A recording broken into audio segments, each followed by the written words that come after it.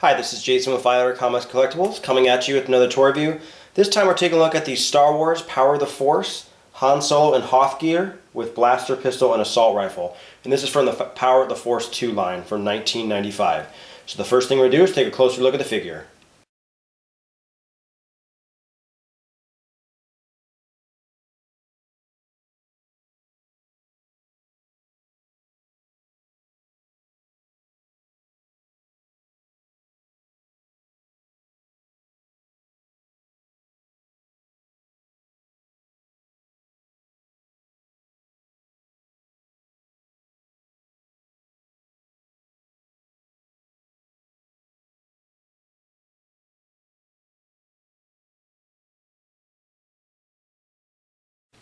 Alright, so take a look at this figure.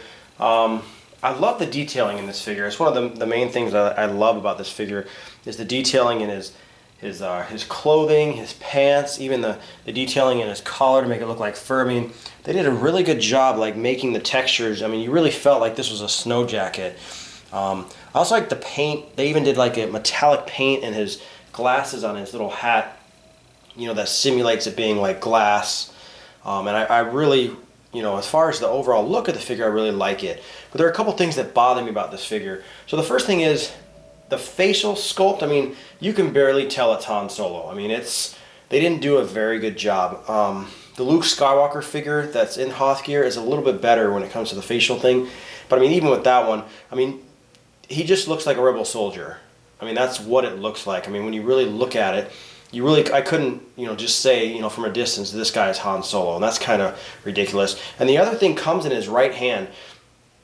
I don't know if they, you know, the design flaw, but basically his right hand is basically cupped, and that's it. It doesn't hold the gun. Now, obviously, he's got holding the blaster rifle in his right hand.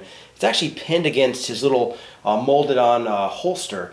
I mean, he's got a ridiculously stupid hand. I mean, it does not hold the gun. There's no way to wedge it in there. And I'll zoom in there real quick. I don't know what they were thinking, you know, but this is, I mean, it's like unacceptable. It doesn't really hold it. I mean, you could maybe bend the hand and smash it and maybe it'll hold it, but it's one of those weird things where it's like, why would they do that to this figure? Because, you know, they give him two rifles and all the other figures have two hands that, you know, you can cup. Even Yoda, you can put his stick in either of the two hands. I don't know what they were thinking when it comes to the design of the figure.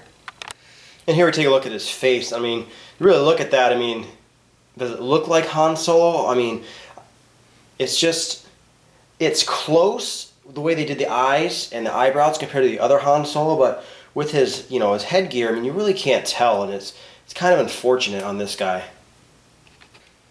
So overall final impressions of this guy, he's not a great figure, but I still would recommend him.